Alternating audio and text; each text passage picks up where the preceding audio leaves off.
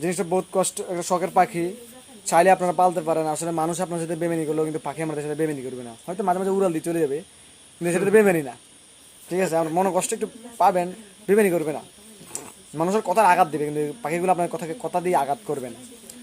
জিনিসটি অনেক শখের পাখি আমার।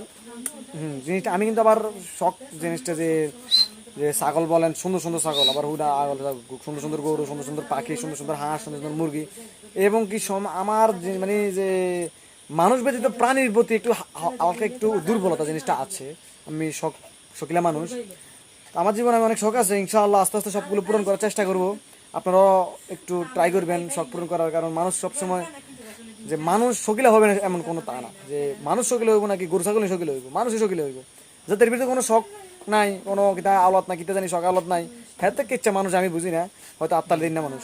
যাই হোক, বুঝছো ব্যথা পাইতেছি রে, নোক নোক নোক উঠেছে, বাজান বাজান, ও ও পাইছে, ঠিক আছে, ওকে, লাইক কমেন্ট শেয়ার।